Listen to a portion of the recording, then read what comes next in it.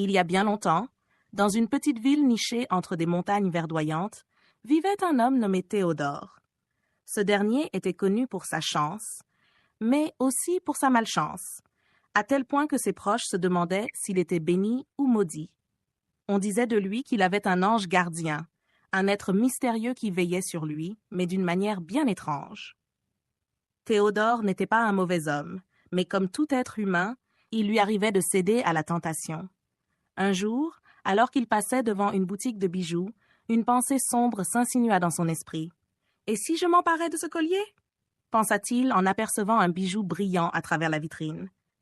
La tentation était forte, mais il sentit alors une brise glaciale parcourir son échine et une lourdeur inexplicable s'abattit sur lui. Décidé malgré tout à entrer dans la boutique, il se rendit compte qu'il avait oublié son portefeuille. Cela lui arriva rarement, mais ce jour-là, il ne l'avait tout simplement pas sur lui.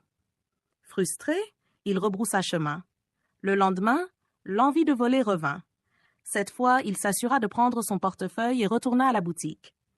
Mais à peine franchit-il le seuil qu'un client inattendu le salua bruyamment. Un vieil ami qu'il n'avait pas vu depuis des années. La conversation qui suivit dura si longtemps que la boutique ferma avant même qu'il n'ait pu s'approcher des bijoux. Les jours passèrent, et à chaque tentative de céder à une mauvaise action, quelque chose d'imprévu survenait. Tantôt une panne d'électricité, tantôt une pluie torrentielle le forçant à rester chez lui, tantôt un appel urgent l'obligeant à changer ses plans. Les habitants de la ville commencèrent à raconter des histoires à son sujet. Certains disaient que Théodore était poursuivi par une malédiction qui l'empêchait de faire le mal, tandis que d'autres, plus sages, murmuraient qu'il avait un ange gardien, un protecteur invisible qui réorganisait les forces de l'univers pour le maintenir sur le droit chemin. Théodore, lui, commença à comprendre. À chaque fois qu'il tentait de dévier du droit chemin, l'univers semblait conspirer contre lui. Il n'était pas simplement chanceux ou malchanceux. Il était guidé. Ce protecteur invisible, cet ange gardien, était là non pas pour le punir, mais pour l'empêcher de tomber dans les ténèbres. Avec le temps, Théodore apprit à écouter cette force mystérieuse.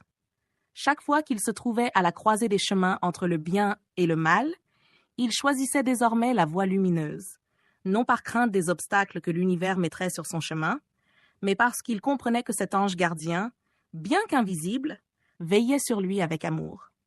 Et c'est ainsi que Théodore devint un homme respecté et aimé, non parce qu'il était parfait, mais parce qu'il avait appris à voir les signes et à écouter cette voix silencieuse qui l'aidait à rester du côté de la lumière. Les habitants de la ville ne savaient toujours pas si son ange gardien était une bénédiction ou une malédiction. Mais Théodore, lui, savait qu'il avait été sauvé d'une vie sombre grâce à cet être mystérieux. Cet ange gardien qui l'avait accompagné dans ses moments les plus sombres.